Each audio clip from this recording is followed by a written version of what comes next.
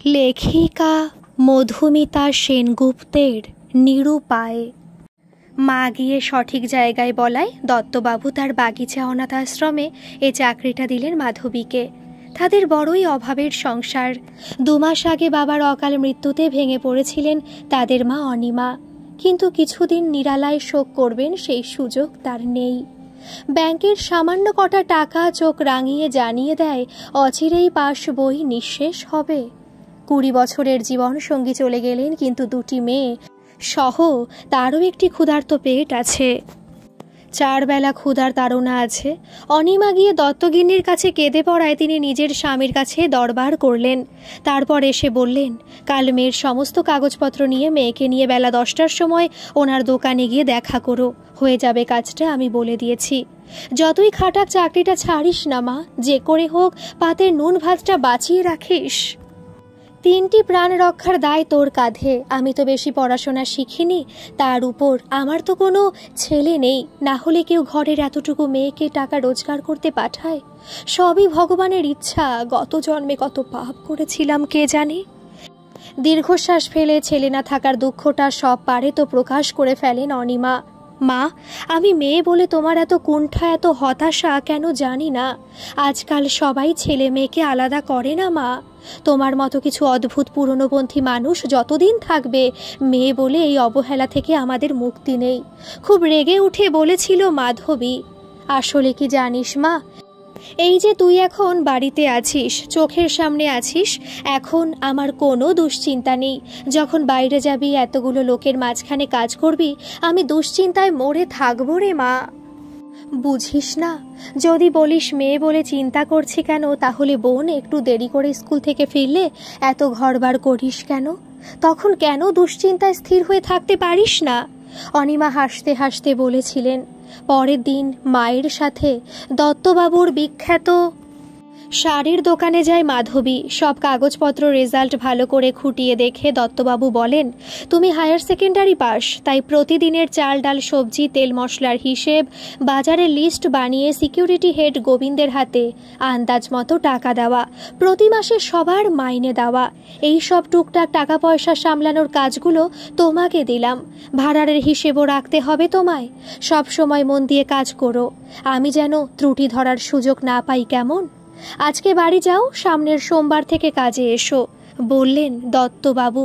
সোমবার 9টার সময় কাঁধের ব্যাগে টিফিন, জল ইত্যাদি দরকারি জিনিস নিয়ে অফিস যাওয়ার জন্য তৈরি হয়ে বাড়ি থেকে বার হয় মাধবী।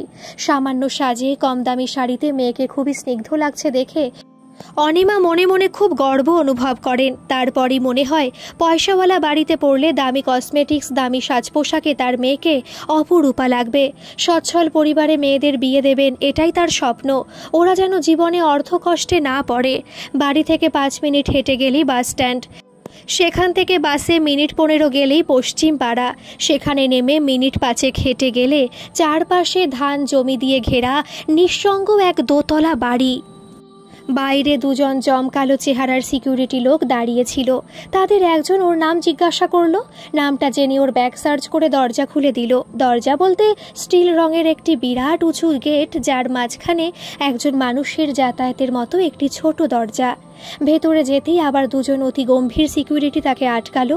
আবার তাদের প্রশ্নের সদুত্তর দিয়ে একটি ছোট বাচ্চাদের খেলার জায়গা পেরিয়ে বাড়িটির একতলায় একটি ঘরে ঢুকতে পারল মাধবী। ঘরটি মাঝারি আকারের, 2টো টেবিল চেয়ার পাতা, বোঝা যাচ্ছে এটাই অফিস ঘর। একটি টেবিলে এক জোয়ান যুবক মাথা নিচু করে একটা বড় খাতায় কি সব লিখে রাখছিল। মাধবীর পেছনে ছিল সিকিউরিটি হেড গোবিন্দ নামে সদ্য পরিচিত একটি তেতো খাওয়া অসুখী মুখের এক মাঝবয়সী লোক। এই যে স্যার, এই মেয়েটির আজ থেকে হিসাবপত্র দেখাশোনা করবে, ওকে ওর কাজটা বুঝিয়ে দেবেন ভালো করে, আর এখানকার নিয়ম কানুনগুলো সম্পর্কে ধারণাটা যেন পরিষ্কার থাকে সেটা দেখে নেবেন। আর তুমি মেয়ে, যেটুকু বলা হবে সেইটুকুই করবে। বাড়তি কাজ, বাড়তি কৌতূহল দুটোই তোমার পক্ষে বিপজ্জনক হবে, এটা প্রথম দিনেই মাথায় ঢুকিয়ে নাও। গোবিন্দ চলে যায়। টেবিলের ছেলেটি শশব্যস্ত হয়ে উঠে দাঁড়িয়েছিল। মুখ দেখলেই বোঝা যায় নিপাট ভালো মানুষ, এবং মুখের মধ্যে স্পষ্ট একটা দুঃখের ছাপ দেখা যাচ্ছে। মলিন হেসে ছেলেটি বলে, নমস্কার, আমি রাহুল। আপনার নাম তো মাধবী? আচ্ছা, আপনি এই পেপারটাতে এইখানে, হ্যাঁ হ্যাঁ ঠিক ওই জায়গাটাতে ফুল সিগনেচার করুন। আচ্ছা ঠিক আছে, ওইটা আপনার চেয়ার টেবিল, আজকে কিছু করতে হবে না, শুধু বুঝে নিন সব কিছু ঠিক করে গোছানো আছে, কালকে থেকে কাজ শুরু করবেন, কেমন? কি সুন্দর গলা ছেলেটির, খুব ভালো হলো এরকম সাহায্যকারী সহকর্মী তার হাতের সামনে থাকবে। কাজ নিয়ে আর ভয় লাগছে না মাধবীর। তাছাড়া ছেলেটির চোখে নির্বাক স্তুতি তার খুব ভালো লেগেছে। ছেলেটির নাম যেন কি বলল? ও হ্যাঁ, রাহুল। সুদর্শন বলতে যা বোঝায় তা না, কিন্তু সব মিলিয়ে খারাপ না। যাকগে, আমি বা এত কেন চিন্তা করছি? একবার কেমন করে যেন তাকিয়েছিল। সে তো একটা মেয়েকে দেখলে সবাই ওভাবেই তাকায়। পাশাপাশি বসে কাজ করব, চলে যাব, ব্যাস মনে মনে ভাবে মাধবী। প্রধানত একতলাতেই তার কাজ। 1 থেকে 12 বছরের 13টি মেয়েকে দিনরাত দেখার জন্য মালতীদি আছে, কিন্তু 4 জন পেটানো চেহারার সিকিউরিটি কেন দিনরাত প্রধান দরজার ভেতরে বাইরে পাহারা দেয় সেটাও জানে না। কথায় কথায় মাধবী জানতে পারে রাহুল 4 মাস হলো কাজে জয়েন করেছে। এর আগে যিনি ছিলেন তিনি একজন বয়স্ক মানুষ। রাহুল গোপনে তাকে জানায় সেই বয়স্ক ব্যক্তি একদিন ফোন করে রাহুলকে এই কাজটা ছেড়ে দিতে বলেছিলেন, কিন্তু রাহুলের ঘাড়েও তার সংসার নির্ভর করে আছে। বাজার চলতি মাইনে থেকে বেশি টাকা পাওয়া চাকরিটা ছাড়া তার পক্ষে নিতান্তই অসম্ভব। কাগজপত্র, হিসাব নিকাশ সব ভালোভাবেই বুঝে নিল মাধবী। প্রতিদিন বিকেলে সারাদিনের হিসেবপত্র বুঝিয়ে দিতে হয় রাহুলকে, কিন্তু এখানে একটা দম বন্ধ করা পরিবেশ আছে। মেয়েরা বেশিরভাগ থাকে দোতলায়, এতজন আবাসিক আছে, অথচ খুব একটা কথাবার্তা কিন্তু শোনা যায় না। সবাই যেন কথা বলতে শঙ্কিত। প্রকৃতির ডাক ছাড়া রাহুল নিজের চেয়ার ছেড়ে ওঠে না। কোনো কিছুতেই তার বিস্ময় বা কৌতূহল নেই। এ ব্যাপারে সে তাকে সাবধান করে দিয়েছে। সেদিন দুপুরবেলা সবাই ঘুমাচ্ছিল। মাধবীর হিসেবের খাতাটার পৃষ্ঠা শেষ হয়ে গেল লিখতে লিখতে। সে ভাবল কাউকে বিরক্ত করার দরকার নেই, সবাই ঘুমাচ্ছে। নিঃশব্দে দোতলায় স্টোর রুমে থেকে একটা খাতা আনতে গেল। একদিন খাতা ইত্যাদি আনতে রাহুল আর একজনের সঙ্গে ঘরটাতে ঢুকেছিল। বস্তায় বস্তায় জিনিসপত্র ঠাসা, তবে সেগুলো সবই কাগজপত্র অথবা বই খাতা। মশলা, শাকসবজি ইত্যাদি রাখার ঘর একতলায়। চাবি মিলিয়ে তালা খুলে ঘরটাতে ঢুকে বিস্ময় থ হয়ে গেল মাধবী। মেঝেতে ঢালা বিছানায় 4টি ছোট ঘুমন্ত শিশু, আলাদা আলাদা ছোট ছোট বাচ্চাদের মশারি দিয়ে ঢাকা। এর আগে যেদিন এসেছিল সেদিন ঘরটার মাঝখানটা এতটা ফাঁকা ছিল না। তাছাড়া সেদিন উল্টো দিকের জানালাগুলো বন্ধ ছিল। আজকে মালপত্র দুদিকের দেওয়ালে ঠেসে ঠেসে রাখা হয়েছে, সব জানালাগুলো খোলা। কি চাই এ ঘরে? পেছন থেকে সাপের গলায় গোবিন্দ বলে উঠল, একটা মোটা খাতা লাগবে দাদা, আমার খাতাটা না শেষ হয়ে গেছে, তাই। ভয়ে গলা কেঁপে যায় মাধবীর। বেশি কৌতূহল ভালো নয়, এটা মনে রেখো। চাকরি করতে এসে প্রাণ খোয়াতে চাও নাকি? দত্তবাবুকে চেনো না? না, এমন জায়গায় হাপিস হয়ে যাবে মৃতদেহ টুকরো কেউ খুঁজে পাবে না, যাও এখান থেকে। খুব হিংস্র গলায় কেটে কেটে কথাগুলো বলে গোবিন্দ। সারা গা কাঁপছিল মাধবীর, তবুও সে দৌড়ে বার হয়ে আসে ঘরটা থেকে। তারপর সে দৌড় থামে একদম অফিস ঘরে ঢুকে। কপালে চিন্তার ভাঁজ নিয়ে রাহুল ওর দিকে তাকিয়েছিল কিছুক্ষণ। তারপর একটু ক্ষুণ্ণ গলায় সে বলে, তোমাকে আমি বারণ করেছিলাম একা একা কোথাও না যেতে, এইটুকু মেয়ে কথা শোনো না কেন? প্রতিদিন ফেরার সময় মাধবী আগে বার হয়, রাহুল তার চেয়ে অনেকটা পরে বার হয়। কিন্তু সেদিন রাহুল শরীর খারাপ লাগছে বলে ফোনে দত্তবাবুর কাছ থেকে ছুটি নিয়ে মাধবীর অনেক আগেই অফিস থেকে বের হয়ে যায়। যথাসময় মাধবী বার হয়। তারপর বাসে করে নিজেদের স্টপেজে নেমে দেখে রাহুল দাঁড়িয়ে আছে। খুব অবাক হয়ে জিজ্ঞাসা করে, আরে কি ব্যাপার, আপনার না শরীর খারাপ লাগছিল? তাহলে? রাহুল বলে, চলো একটা ভালো চায়ের দোকান আছে ওদিকে, 1 কাপ চা খেতে খেতে তোমাকে কিছু বলবো। অবশ্য যদি তুমি সেটা পাত্তা দাও তবেই। গুরুত্বহীন কথা কিন্তু আমি কমই বলি, আশা করি এই কদিনে সেটা বুঝতে পেরেছ। ওই চায়ের দোকানের সামনে যারা যারা বসে তারা সবাই পাড়ার ছেলে, তারা কি ভাববে কে জানে। কোনো গুরুত্বপূর্ণ কথা বলবে, বলল রাহুল। আজকে চায়ের দামটা না হয় সেই দেবে, চাকরি বাঁচাতে এইটুকু তো তাকে করতেই হবে। চায়ের কাপে বেশ বড়সড় একটা চুমুক দিয়ে রাহুল বলে, অনাথ আশ্রমের পেছনে কিছু অবৈধ কাজ হয়তো হয়েছে, কিন্তু সেটা আমি জানি না, তুমিও জানতে চেয়েও না। আমাদের দুজনেরই টাকা রোজগার করাটাই জীবনের মূল উদ্দেশ্য।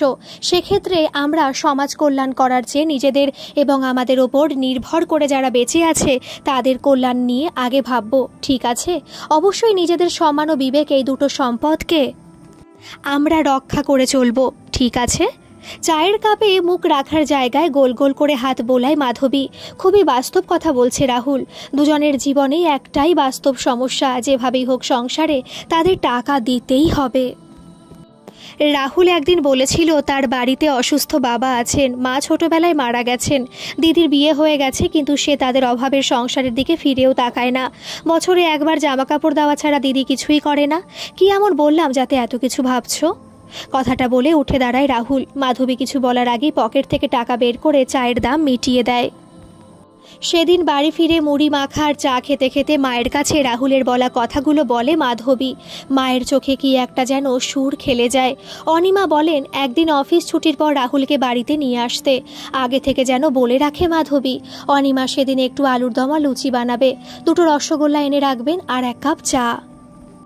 শুনে মাধবী হেসে লুটিয়ে পড়ে, যেন হবু জামাই আসছে বাড়িতে। অবশ্য হাসির কারণটা সে মাকে খুলে বলেনি। রাতের বেলা তার মনে হলো সত্যিই তো রাহুলকে একদিন বাড়ি আনলে বেশ হয়। তাদের জীবন থেকে তো আনন্দ হাসি সব মুছে গেছে। রাহুল আসবে কিনা সেটা সে জানে না, কিন্তু আসলে সেই উপলক্ষে একদিন লুচি হবে। বাড়িতে শেষ কবে যেন লুচি হয়েছিল, তখন বাবা বেঁচে ছিলেন।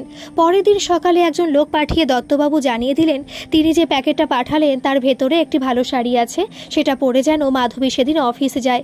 কিছু উচ্চপদস্থ ব্যক্তি আসছেন অনাথ আশ্রম দেখতে। ওনারা প্রশ্ন করলে যেন হাসি মুখে বলে দত্তবাবু সবটা জানেন, নিজেরা যেন পাকামি মেরে কোনো উত্তর না দেয়।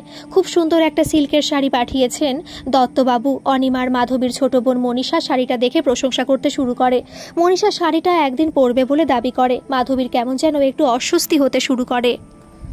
হঠাৎ এত দামি শাড়ি দিলেন কেন দত্তবাবু? সে যে বাচ্চাগুলোকে দেখে ফেলেছে, খবরটা বোধহয় উনি জেনে ফেলেছেন। যথাসময়ে মাধবী অফিস পৌঁছে যায়। আজ মনীষা জোর করে তাকে সাজিয়ে দিয়েছে। তার মতে বাবা চলে গেছেন ঠিকই, কিন্তু মেয়েরা সেজে গুজে থাকবে এটাই তো তিনি চাইতেন। অফিসে ঢোকার পর সে বুঝতে পারে আজ অকারণে রাহুল তার সঙ্গে বারবার কথা বলতে চাইছে, অনেক অবান্তর কথাও বলছে। মাধবী মনে মনে হাসে। একদিন বাড়িতে যাওয়ার প্রস্তাব করলে সে প্রথমবারই রাহুল হ্যাঁ বলবে, এটা সে বুঝতে পেরেছে। বেলা 11টা নাগাদ দত্তবাবু অফিসে ঢোকেন। আজকে অনাথ আশ্রমের সব মহিলা কর্মচারী এবং আবাসিক মেয়েরা নতুন শাড়ি পেয়েছে। দত্তবাবুকে সবাই জমের মতো ভয় পায় দেখে খুবই অবাক হয় মাধবী। বেলা প্রায় 1টা নাগাদ বিরাট বড় একটা গাড়ি এসে থামে আশ্রমের বাইরে। দুজন লোককে অনেক আদর যত্ন করে সসম্মানে ভেতরে নিয়ে আসেন দত্তবাবু।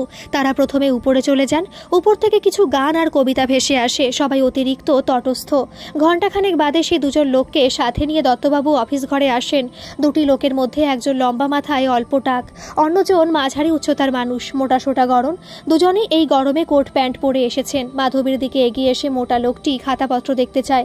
লম্বা লোকটি রাহুলের চেয়ারে বসে ভ্রু কুঁচকে কিছু প্রশ্ন করতে থাকেন। দত্তবাবু সব উত্তর দিতে থাকেন। মাধবীও নিজের চেয়ার ছেড়ে দেয়।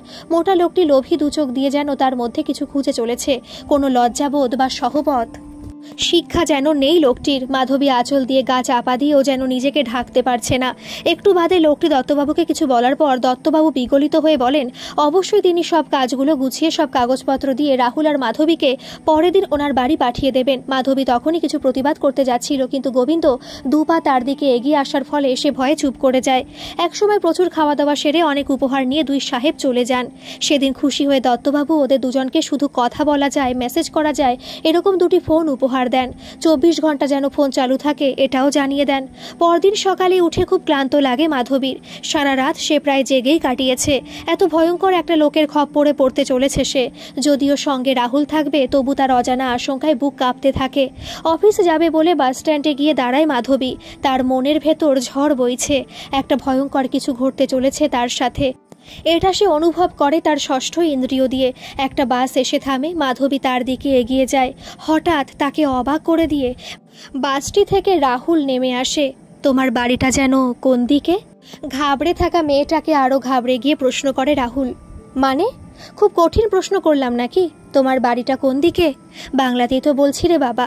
বাড়িটা মানে ওই যে তাল গাছটা, ওর পাশেই একটা গলি আছে, সেটা দিয়ে গেলে এই মিনিট 4 পথ, বলে বিস্মিত মাধবী। হনহন করে তালগাছের দিকে হাঁটতে শুরু করে রাহুল। মাধবী প্রায় দৌড়তে দৌড়তে তার পেছনে সঙ্গ ধরার চেষ্টা করে। গলির ভেতরে গিয়ে মাধবীকে আগে যাওয়ার জায়গা দেয় রাহুল। গলির মোড়ের দোকানটা থেকে 2টো রসগোল্লা নিয়ে গেলে ভালোই হতো বলে ভাবে মাধবী, কিন্তু অফিসে তো যেতে হবে। আর এই পাগলটা কি করতে চাইছে কিছুই বোঝা গেল না। তাই বাড়ির দিকে দৌড়ানো ছাড়া আর কোনো রাস্তা নেই। স্নানে যাওয়ার জন্য তৈরি হচ্ছিল অনিমা। মেয়েকে একটি ছেলের সঙ্গে বাড়ির দিকে হন্তদন্ত হয়ে ছুটে আসতে দেখে তিনি বুঝে যান এটাই রাহুল। ছোট মেয়েকে ডেকে বলেন তাড়াতাড়ি চায়ের জল বসাতে, সাথে একটু চানাচুর আর একটা ডিমের অমলেট দিলেই হবে। অনিমাকে প্রণাম করে রাহুল ঘরে এসে বসে।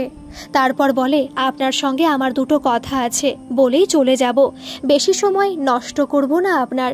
স্মিত হাসি হাসে অনিমা। তারপর রাহুলের সামনে এসে বসে।